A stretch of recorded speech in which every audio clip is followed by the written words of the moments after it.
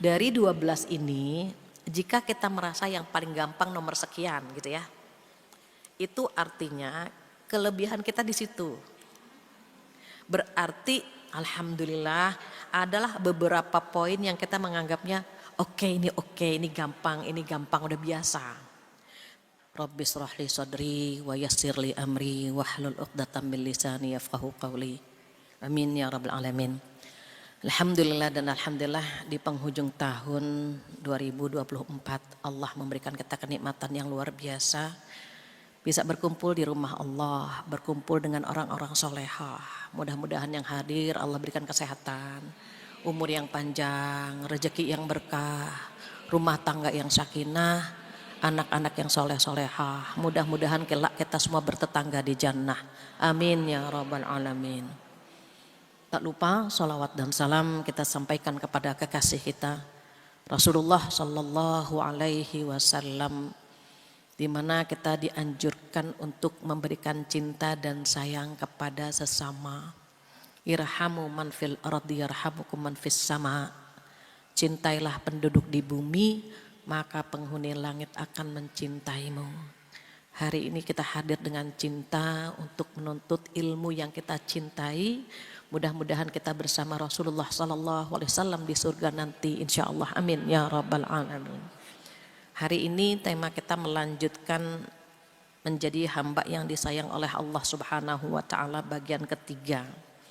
Dan bagian ketiga ini insya Allah terakhir karena ada 12 poin yang perlu kita ketahui terkait hamba-hamba yang disayang oleh Allah Subhanahu Wa Taala. Yang sudah kita dapatkan ada 8, mudah-mudahan ibu-ibu masih ingat. Totalnya 12 untuk menjadi hamba yang disayang oleh Allah. Pekan pertama 4, kedua 4, maka hari ini 4 insya Allah selesai. Nah hari ini kita akan melanjutkan yang ke-9. A'udzubillahi minasyaitonirrajim. Walladzina la yashhaduna zur. Neng boleh tolong dibacakan artinya surat Al-Furqan, biar yang lain yang belum ketemu bisa dibantu. Surat 25 ayat 72 sampai 75.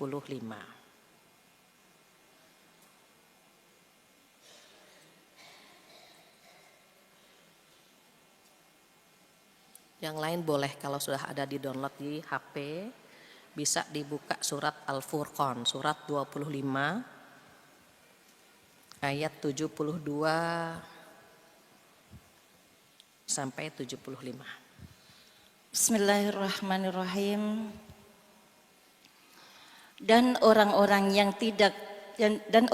tidak memberikan kesaksian palsu, dan apabila mereka bertemu dengan orang-orang yang mengerjakan perbuatan-perbuatan yang tidak berfaedah, mereka berlalu dengan menjaga kehormatan dirinya. Dan orang-orang yang apabila diberi peringatan dengan ayat-ayat Tuhan mereka tidak bersikap sebagai orang-orang yang tuli dan buta. Dan orang-orang yang berkata, "Ya Tuhan kami, anugerahkanlah kepada kami pasangan kami dan keturunan kami sebagai penyenang hati kami, dan jadikanlah kami pemimpin bagi orang-orang yang bertakwa." Mereka itu akan diberi balasan dengan tempat yang tinggi dalam surga atas kesabaran mereka, dan di sana mereka akan disambut dengan penghormatan dan salam. Masya Allah.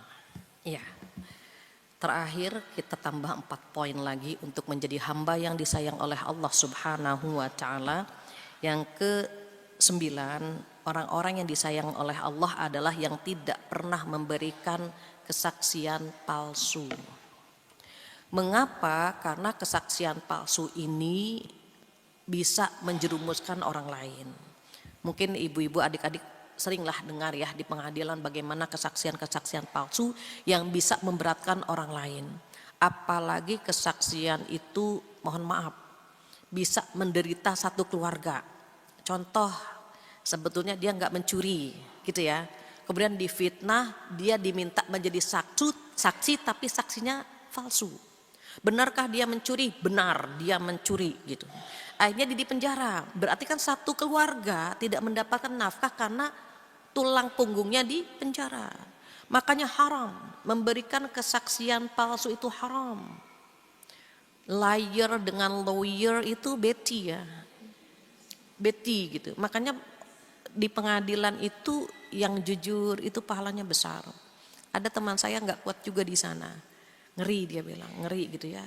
Kalau misalnya kita hanya sumpah untuk diri pribadi misalnya, kalau saya tahun depan dapat pangeran berkuda gitu, saya akan puasa 3 hari misalnya begitu, itu dia bernazar atau demi Allah saya akan puasa kalau saya dapat pangeran berkuda. Itu buat dirinya dia kan, dia ingin beramal soleh. Kalau dia tidak menepati dia bayar kafarat saja. Tetapi kalau yang ini nih Bu, yang dimaksud di ayat ke-72, ini orang-orang yang memang ketika bersumpah, sumpahnya sumpah palsu. Kesaksiannya palsu. Yang kesaksian palsu ini bisa menjerumuskan orang lain, bisa menyengsarakan orang lain. Ini sebuah kezaliman. Kalau tidak salah Umar pernah mendera, mencambuk ya orang yang memberikan kesaksian palsu itu dengan cambukan 40 kali. Kemudian wajahnya dicoreng gitu. Kenapa? Karena dia telah memberikan kesaksian palsu. Jadi kalau yang pernah memberikan kesaksian palsu, dia wajib taubat. Karena memberikan kesaksian palsu adalah dosa besar. Dosa besar. Disitulah mohon maaf untuk tindak kriminal. Untuk tindak kriminal biasanya saksi itu laki-laki. Kasus pencurian itu 2 orang laki-laki. Kasus perzinahan itu 4 orang laki-laki. Perempuan itu ndak diperbolehkan gitu, ndak dianggap untuk kasus kriminal. Boleh jadi karena perempuan pelupa atau boleh jadi karena perempuan itu didominasi oleh perasaan. Kalau misalnya keponakan yang mencuri, dia bisa berubah pikirannya. Aduh, kalau aku bersaksi dengan benar nanti keponakanku dipotong tangannya, hal-hal seperti itu. Membuat dia tidak menjelaskan yang sebenarnya. Perzinahan pun demikian. Bisa jadi orang yang dilihat itu dia nggak tega atau sebaliknya dilebih-lebihkan agar orang itu dirajam atau dicambuk begitu. Karena perempuan itu kan dalam waktu 1 hari mengeluarkan 20.000 kosakata. Takutnya dilebih-lebihkan gitu ya. Benarkah ibu melihat dia berzina? Oh benar banget Pak, ya Allah Pak. Bukan hanya 1 kali tahu Pak gitu. Takut dilebihkan. Beda dengan laki-laki. Kalau laki-laki itu kan apa adanya ya. Jadi bersaksi gitu, bersaksi bahwa ya saya melihat dia berzina, begitu. Kalau perempuan dikhawatirkan gitu ya. Makanya untuk kasus kriminal perempuan tidak dianggap, tidak dihitung gitu ya. Karena khawatir lupa atau dinominasi oleh perasaan sehingga dia tidak memberikan penjelasan yang sebenarnya begitu. Maka di sini dikatakan kalau mau disayang sama Allah, berikan kesaksian yang sebenarnya. Even itu pahit. Makanya kalau nggak kuat, nggak usah gitu. Khawatir melenceng gitu ya. Khawatir ada yang dilebihkan atau ada yang dikurangi sehingga menyusahkan orang lain begitu. Itu yang keberapa? Ke-9. Ke-10 wa idza marru bil lagwi marru kirama. Apabila lewat di hadapan orang-orang yang melakukan hal-hal yang tidak bermanfaat, udah mereka lewati saja dengan terhormat. Enggak ikut nimbrung ke situ. Enggak ikut gabung ke dalam komunitas itu. Biasanya kita kalau enggak gabung tuh khawatir dibilang sok suci gitu. Khawatir dibilang sok solehah gitu ya. Misalnya satu ruangan ngerumpi semua. Terus kita enggak gabung gitu. Khawatir kita dibilang solehah banget, sok suci banget, akhirnya kita gabung. Kalau mau disayang sama Allah jangan gabung, udah lewati saja. Kadang-kadang kita harus cari cara gimana biar enggak ikut gitu ya ke dalam sesuatu yang tidak bermanfaat gitu. Dan perempuan itu biar dibilang gaul, biar dibilang eksis gitu ya, kadang-kadang harus nimbrung ke tempat-tempat seperti itu gitu. Nggak enakan gitu, perempuan tuh nggak enakan gitu. Kalau laki-laki, udah tinggalkan aja. Misalnya mereka diajak, bro nggak nongkrong dulu bro, sorry ya gue mau gitu. Laki-laki gitu. Kalau perempuan, sis nggak gabung, pengen nyuci dulu, kan nyuci bisa lain kali gitu. Ini anak-anak belum makan, ya tinggal beli, akhirnya duduk. Dan ternyata ketika duduk dia ngomongnya paling banyak gitu ya. Ketika temannya lagi ngerumpi dia astagfirullah gitu. Tetapi ketika nama temannya disebut, nama musuhnya disebut, langsung. Ini musuh bebuyut lagi diomongin nih gitu ya. Dia langsung tertarik. Langsung dia bilang apa? Sebetulnya saya udah tahu siapa dia gitu. Terpanggil untuk nimbrung gitu ya. Cuma karena saya kan tahu yang ngerumpi nggak boleh ya. Jadi saya nggak mau cerita gitu ya. Cerita yang sebenarnya nih ya, wah dia paling panjang cerita ternyata. Nah, kalau mau terhormat, kalau mau disayang sama Allah, enggak gabung tuh ke tempat begitu, enggak usah gabung. Mau dibilang enggak gaul, enggak eksis, enggak ada masalah. Kenapa? Karena kita pengen terhormat gitu ya. Kayaknya enggak cocok deh gabung sama mereka. Kayaknya enggak cocok deh kalau gitu. Kecuali jika kita bisa mewarnai komunitas itu. Kita kalau bergaul itu perlu melihat kekuatan kita seberapa sih gitu. Kalau kita main tinju kan ada yang bisa mukul, ada yang bisa ngeles ya. Nah berteman begitu. Kalau kita pengen dapat poin, kayaknya nih teman-teman asik nih kalau diajak ngaji gitu. Misalnya dia nimbrung dulu nongki, sekedar nongki-nongki saja ya. Sekedar nongki, kemudian ngobrol. Terus kita bilang, di Darussalam ada pengajian tahu gitu. Enak loh, itu kita kalau di dalam pengajian itu tuh kayaknya kita merasa gimana gitu, tenang, gabung yuk, kita dapat poin tuh. Terus 7 orang, nggak enakan kan, nah perempuan kan nggak enakan gitu ya. Sekali-kali lah, kan seperti saya gabung nih di tempat nongkrong, sekali-kali lah ikut saya lah ngaji. Akhirnya gimana, datanglah ke sini 7 orang. 2 nggak betah, badannya pada kecengklak tuh, wah. Liatin jam, terus kan dia nggak biasa. Yang 5 lagi ternyata Masya Allah dia nyaman. Ya Allah ternyata enak banget ya gabung sama perempuan-perempuan solehah ya. Kok hati tenang banget. Besok dia datang lagi dan dia mendapatkan hidayah lewat pertemuan ini. Maka yang ngajak dapat pahala dunia beserta isinya, Masya Allah. Jadi kita paling tahu nih kita pengen dapat poin atau tidak. Kalau kita kayaknya nggak dapat poin nih, kayaknya kekuatan mereka tarikannya berarti pada saat itu dalam kondisi seperti itu kita ngeles, kita menjauh, kita menghindar. Kenapa? Tarikan mereka lebih kuat daripada kita. Kalau kita menghindar, kita menjaga jarak, maka kita akan terhormat karena kita tidak gabung dengan komunitas tersebut. Jadi kata Allah apa? Kalau mau disayang, jika kita melalui atau melewati orang-orang yang melakukan hal-hal yang sia-sia, udah kita lewatin aja. Nggak usah gabung, nggak usah nimbrung, nggak apa-apa, nggak dibilang eksis, nggak dibilang gaul, nggak ada masalah gitu.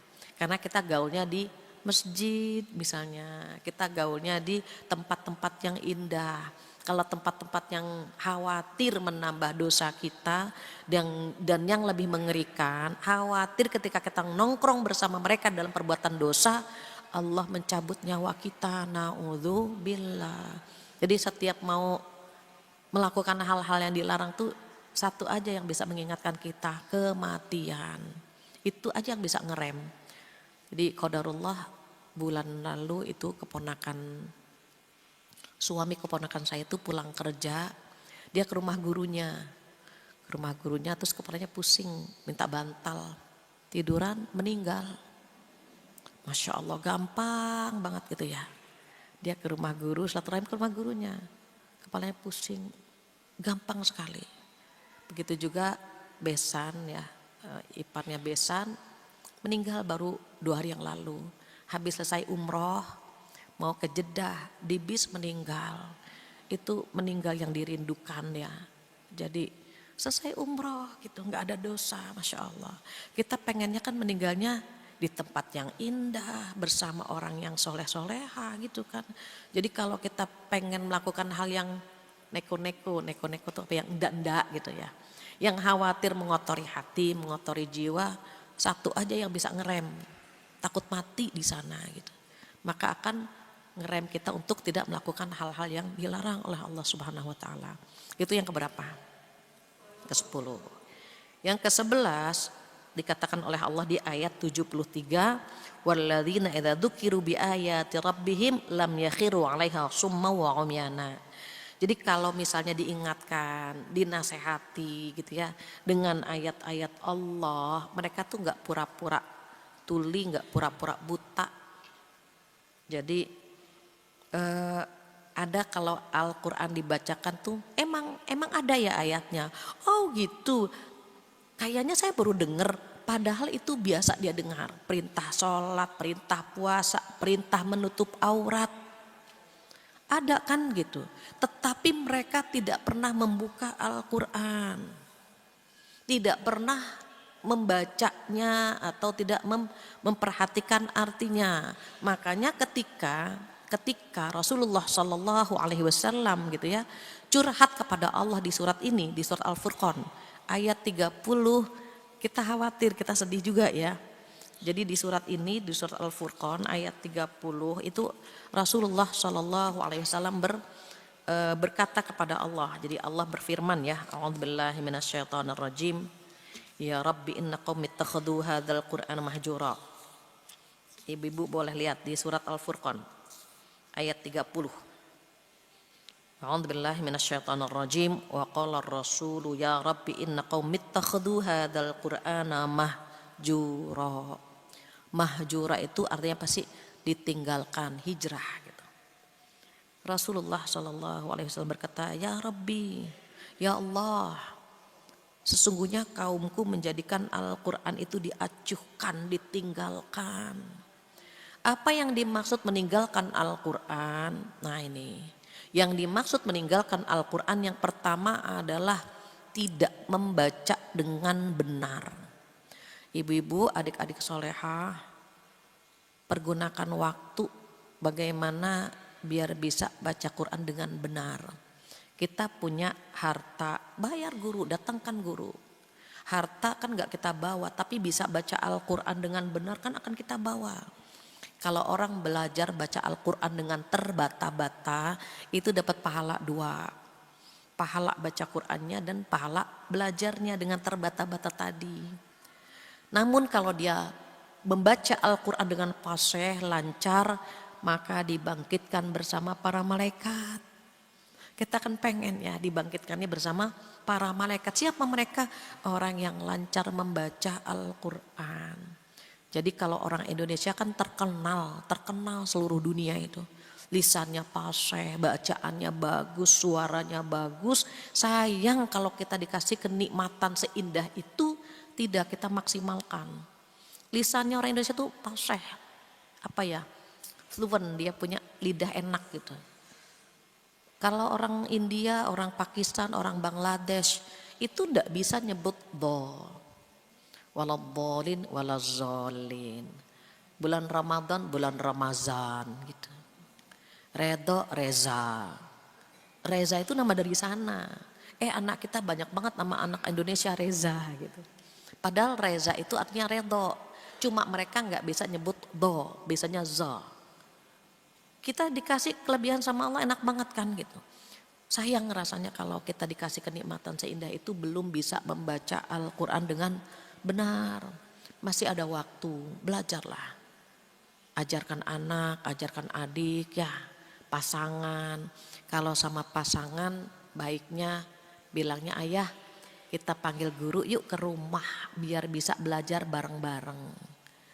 Jangan sampai dia merasa malu ya gak bisa baca Quran. Tapi kalau kita bilang ayah belajar sama ibu, astagfirullahaladzim. Punya suami gak bisa baca Quran, dia merasa malu, merasa rendah gitu. Jadi kalau kita ayah belajar yuk gitu. Kenapa? Membaca Al-Quran dengan benar hukumnya fardu ain. Ingat ya Bu, membaca Al-Quran dengan benar hukumnya fardu ain. Setiap individu wajib bisa membaca Al-Quran dengan benar. Sementara mengajarkannya itu fardu kifayah. Jadi kalau kita belum bisa baca Quran, Ibu PR besar. Tolong datangkan guru. Kalau tidak bisa mendatangkan guru, pergi ke masjid atau ke sekolah madrasah ya. Kalau nggak salah di sini ada ya, tahsin ada. Belajarlah, mumpung dikasih waktu. Nggak menjadi penghalang kok umur 50, 60, 70. Saya pernah mengajarkan mereka yang umur 70. Kalau mereka punya kemauan, bisa kok 3 bulan lancar sudah baca Al-Quran. Itu yang dimaksud meninggalkan Al-Quran. Yang pertama, tidak membaca dengan benar. Yang kedua apa? Yang kedua, tidak memahami dengan benar. Jadi dia pura-pura tuli, pura-pura buta gitu ya. Kalau dengerin Al-Quran tuh luar biasa. Padahal banyak ayat yang bisa mendidik kita di sana. Contohnya mohon maaf, kita berkunjung ke rumah saudara, ke rumah sahabat, itu kan diatur ya. Kondangan itu diatur sama Al-Quran. Semuanya ada, cuma sayangnya kan kita tidak membaca atau tidak memahami seluruhnya. Jadi Al-Quran itu ngajarin kita kalau misalnya datang ke rumah seseorang itu ketuk pintu atau izin dulu terus ngucapin salam, itu diatur. Kalau 3 kali ngetuk terus tidak dibukakan maka pulang. Itu ada di surat An-Nur ayat 27 kalau tidak salah, 27, 28, 29 itu diatur itu. Kondangan jangan kecepatan, jangan kelamaan.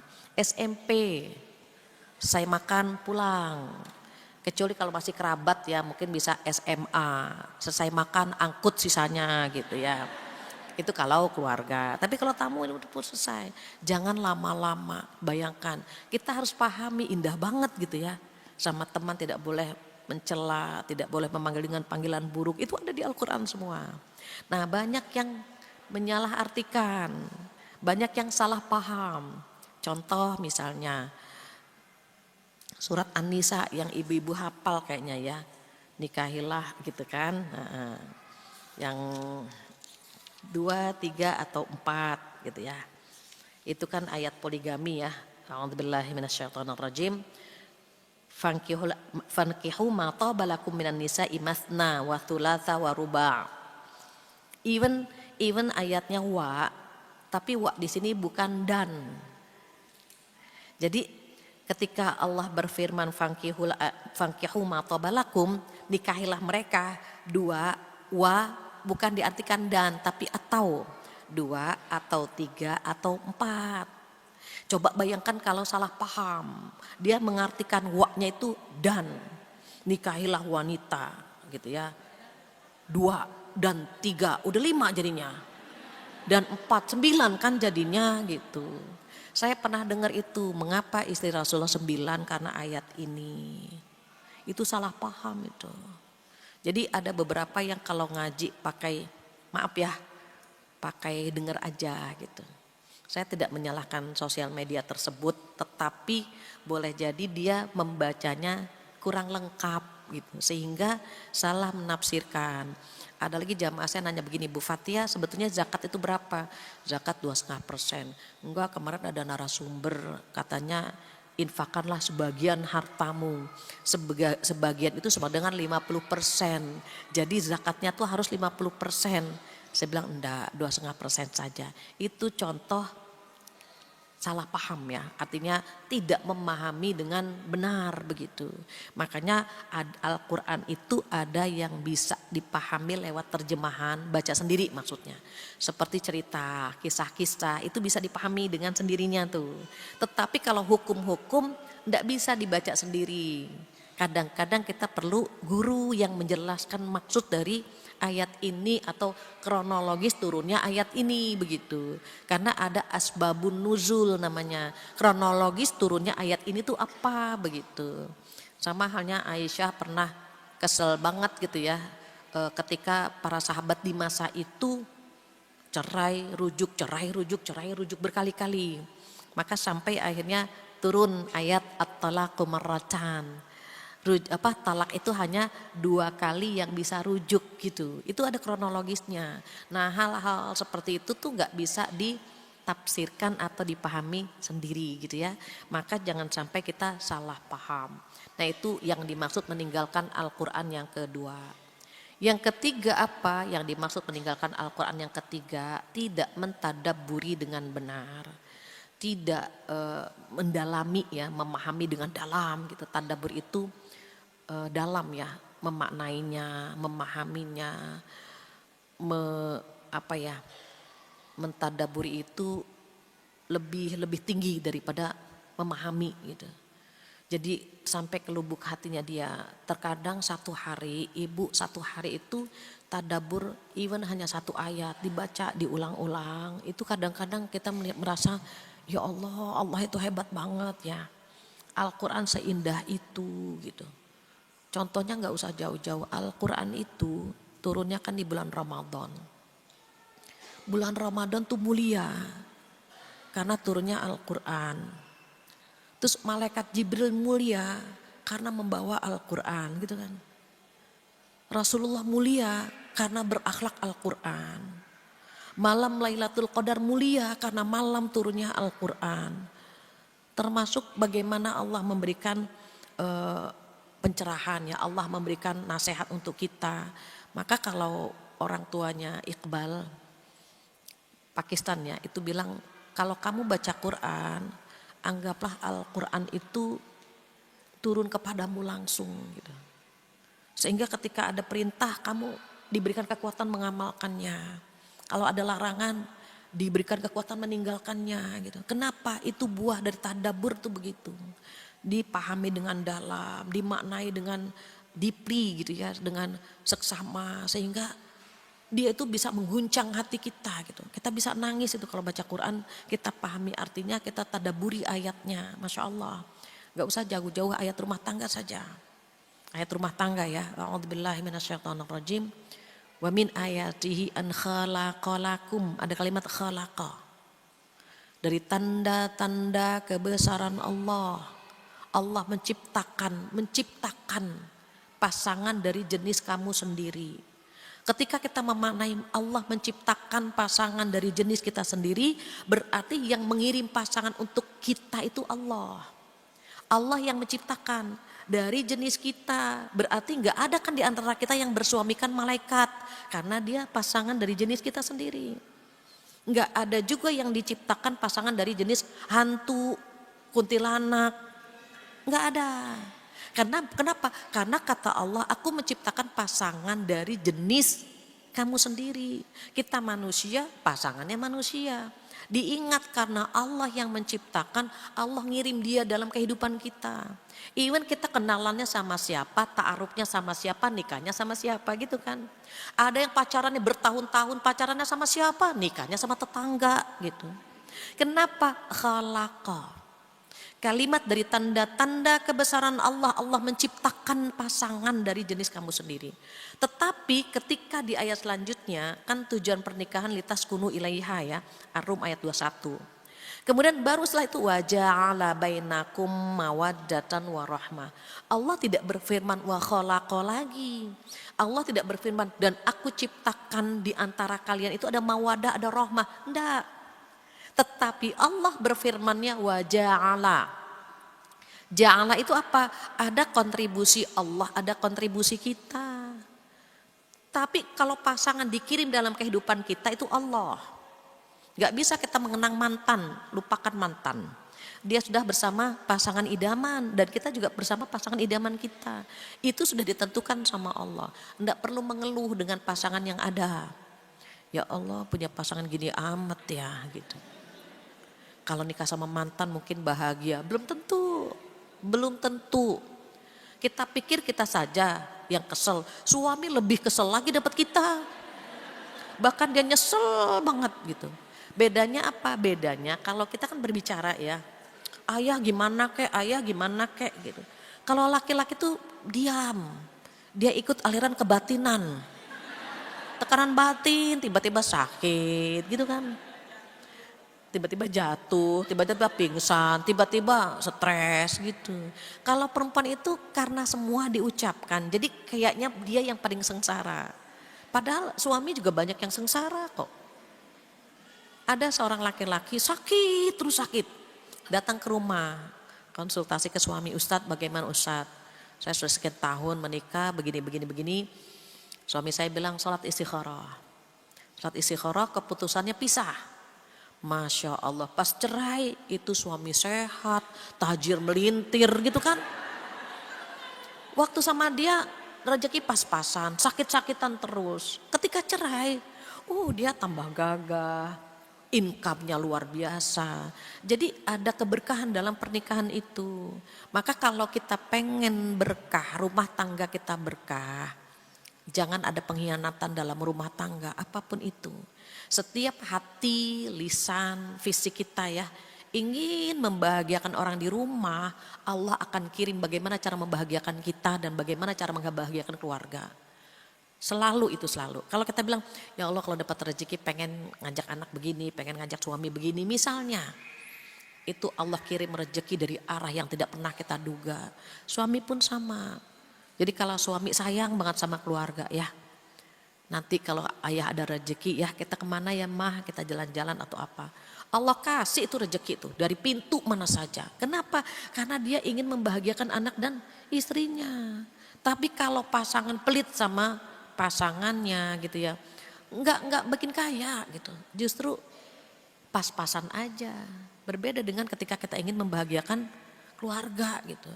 Bahkan nanti di ayat yang selanjutnya gitu ya, setelah kita memahami meninggalkan Al-Quran, kita kan perlu memahami apa sih arti meninggalkan Al-Quran. Pertama, tidak membaca dengan benar. Kedua, tidak memahami dengan benar.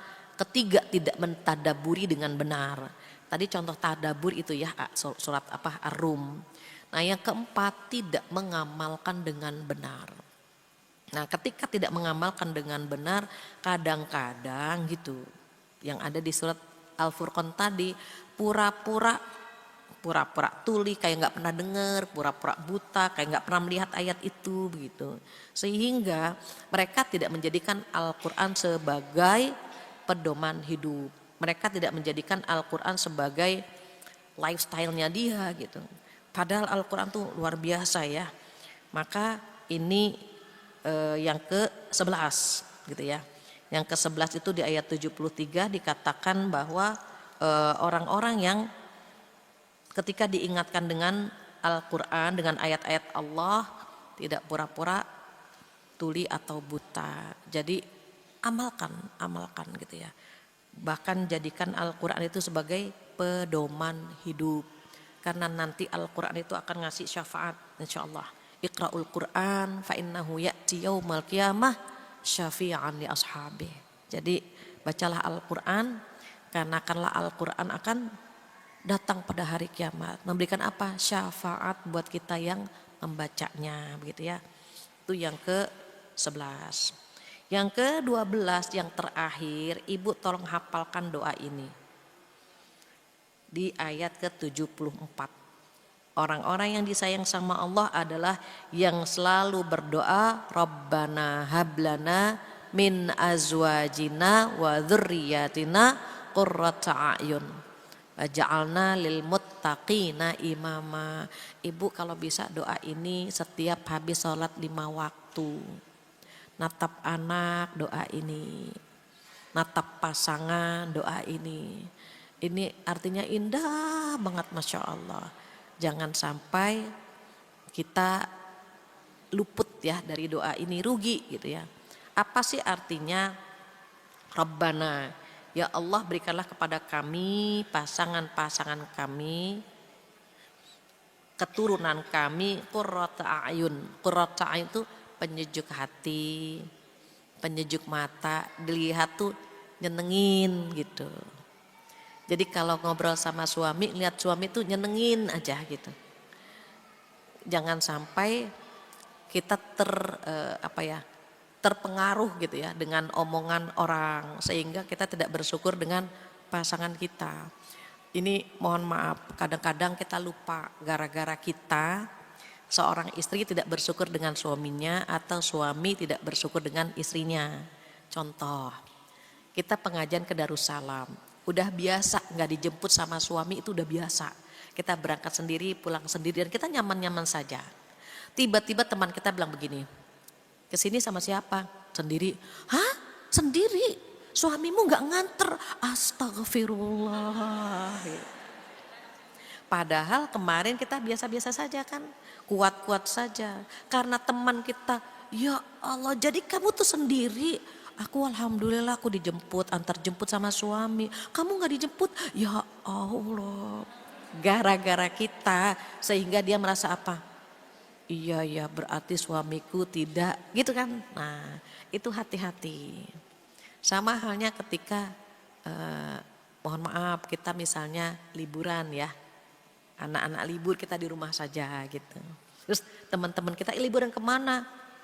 Nggak, di rumah aja kita mau bakar-bakar atau nyate-nyate. Hah? Tahun baru nggak kemana-mana? Ya Allah. Kayaknya kita termiskin di dunia gitu. Kayaknya kita terzolimi, paling susah hidup kita. Padahal biasa-biasa saja, dulunya juga tahun baru di rumah saja gitu. Nah itu lisan kita jangan sampai menjadikan istri atau suami nggak bersyukur gitu ya. Banyak ya suami nggak bersyukur dengan istrinya karena temannya. Jadi ketika ketemuan, itu istrimu, iya cantik ya, awet muda ya, beda banget sama istriku gitu. Istriku tuh lihat aja tuh mukanya udah prisketnya banyak banget misalnya gitu ya. Apa yang dilakukan istrimu? Temennya bilang apa? Nah ini temen yang baik nih. Istriku kenapa awet muda? Karena aku bantu pekerjaannya. Kalau dia nyuci aku yang jemur, kalau dia masak aku yang nyuci piring. Makanya istriku awet muda. Kamu begitu enggak? Dia bingung. Jadi kalau pengen istri awet muda dibantu, dihibur. Perempuan itu cuma mau diperhatikan aja kok gitu. Perempuan tuh capek terus dipegang pundaknya. Makasih ya Bu udah bantu. Iya gitu, udah terharu dia. Jadi berbeda dengan masak, ngerjain aktivitas biasa gitu ya. Antara diperhatikan sama tidak itu berbeda gitu. Karena perempuan itu kan ada GR-nya ya, GR. Perempuan ada GR-nya, ada GR-nya. Jadi kalau misalnya dipuji dia senang gitu, diperhatikan dia senang. Nah pengen banget dapat istri atau suami yang menyenangkan, anak-anak yang menyenangkan, baca doa ini. Baca doa ini. Bahkan gitu ya, ini dalam banget artinya. Bukan hanya mendambakan pasangan dan keturunan yang menyenangkan ya, tetapi minta kepada Allah apa? Wa ja'alna lil muttaqina imama. Minta agar dijadikan anak keturunan kita itu pemimpin bagi orang-orang yang bertakwa gitu.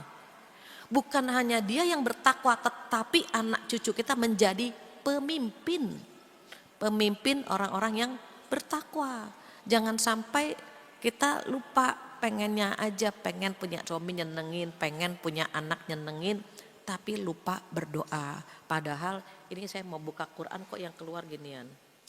Jadi kalau kita perhatikan gitu ya, kalau kita perhatikan doa itu jangan dianggap remeh. Jangan pernah menganggap remeh doa. Kadang-kadang kita doanya sekarang dikabulkannya setahun lagi. Kadang-kadang doanya sekarang dikabulkannya 10 tahun lagi. Jangan pernah menganggap remeh. Jangan pernah berkata gini, capek doa mulu gak dikabul-kabulin Bu. Bukan tidak dikabulkan, gak sia-sia orang berdoa. Boleh jadi dikabulkannya di dunia, cepat atau lambat itu dikabulkan di dunia. Atau yang kedua, tidak dikabulkan di dunia, tetapi disimpan menjadi amal pemberat timbangan di hari kiamat nanti. Atau tidak juga dijadikan amal pemberat timbangan, boleh jadi dia diganti atau dialihkan dengan sesuatu yang kita butuhkan. Allah gak pernah salah, bukan berarti loh kok mintanya TV dikasihnya kulkas, enggak. Kita berdoa ya Allah berikanlah hamba rezeki yang halal yang berkah gitu ya, kita doanya gitu ya. Terus belum kelihatan rezekinya, malah hamil lagi. Kan mintanya rezeki, kenapanya dikasihnya anak? Karena anak ini rezeki yang luar biasa. Allah tuh nggak pernah salah gitu. Jadi kalau pengen banget dapet keluarga yang menyenangkan, dipandang nyenengin, pertama kita berusaha menjadi orang yang menyenangkan di rumah. Itu pertama. Kita menyenangkan gak buat anak-anak kita? Kita menyenangkan gak buat pasangan kita? Jangan sampai kita pengen disenangkan orang lain tapi kita tidak menjadi pribadi yang menyenangkan. Itu dulu PR kita. Anak-anak seneng gak kalau kita di rumah? Kalau kita di rumah mereka seneng, kita tanya, seneng gak mama di rumah? Seneng, aku seneng kalau bunda di rumah misalnya. Terus kalau kita pergi dia pengen ikut, kita pergi dia pengen, dia nangis. Bunda sebentar kok nak, cium. Ini kadang-kadang anak mau ikut, kita bilang mulai deh, mulai nih. Dia takut sama kita. Padahal kita perhatikan ya Allah, kita pergi dia nangis ya, berarti dia menghendaki kehadiran kita kan gitu. Itu luar biasa. Bayangkan kalau kita pergi dia malah ketawa. Bunda mau pergi ya asik, bunda pergi. Apa enggak sedih kita begitu gitu. Terus suami mohon maaf sering nanya sama kita, Bu posisi di mana, pulang jam berapa, karena sebelah jiwanya jauh dari dia. Dia sedih kalau nggak ada kita, itu berarti kita sudah menyenangkan. Jangan sampai kita mau pergi ngaji nggak jadi, Bu kok nggak jadi pergi, ya ibu di rumah lagi, nah itu repot tuh. Kenapa kalau kita di rumah dia kesel, kalau kita pergi gitu ya. Ini ada istri cerita ke saya begini, Bu Fathia saya kan pengen cuti dari kantor biar suami bisa terbantu. Pak, mama cuti ya gitu di akhir tahun. Jangan, mama jangan cuti, mama ngantor aja, mama ngantor gitu. Itu kenapa ya Bu, saya ingin menjelaskannya gak enak gitu ya.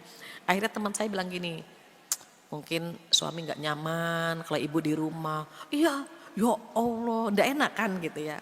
Jadi kita sedang belajar bagaimana orang di sekitar kita senang dengan kehadiran kita. Anak-anak senang kalau kita ada, pasangan senang kalau kita ada. Pertama kita menjadi penyejuk hati mereka terlebih dahulu. Terus kita berdoa ini kan duit doa yang banyak. Usahanya yang maksimal. Bagaimana biar anak menyenangkan hati, bagaimana biar suami menyenangkan hati gitu kan. Ada usaha yang maksimal. Ini apa? Ikhlas menjalankan semua yang sudah digariskan. Ada suami yang tidak pandai mengucapkan terima kasih. Ya dibiasakan di rumah. Terima kasih ayah. Ayah transfernya sudah masuk, terima kasih ayah. Dikasih terima kasih ayah. Nanti telinganya dia akan terbiasa mendengarkan terima kasih. Setelah 10 tahun dia bilang akan terima kasih ibu. Wah ya Allah, setelah 10 tahun gitu. Kenapa? Ya memang dia belum terbiasa. Jadi harus dibiasakan. Ada suami yang gak bisa mengatakan maaf, gak biasa gitu. Maaf, oh banyak yang begitu ya, curhat banget ya. Terus tiba-tiba kita sering maaf ayah. Padahal yang salah bukan kita, gak apa-apa kan. Maaf ya, maaf ibu salah, maaf. Nanti telinganya kan terbiasa, maaf. Suatu saat dia akan, iya maafin ayah gitu. Dia mau maafin dia susah, maafin ayah gitu ya, cepet-cepet gitu ya. Hah apa, udah tadi udah ngomong gitu. Gak apa-apa dihargai. Kadang-kadang mohon maaf ibu-ibu, rumah tangga itu kan setannya banyak ya. Kalau ngomong sama teman kok nyaman, kalau ngomong sama di kantor kok nyambung. Ngomong sama suami bawaannya perang mulu gitu ya. Kenapa? Jangan lupa ya, ada setan bermain di rumah kita. Makan sama teman seneng, makan sama suami lempar-lemparan menu gitu kan. Berantem lagi, itu gampang banget berantem. Ingat ada setan dalam kehidupan kita.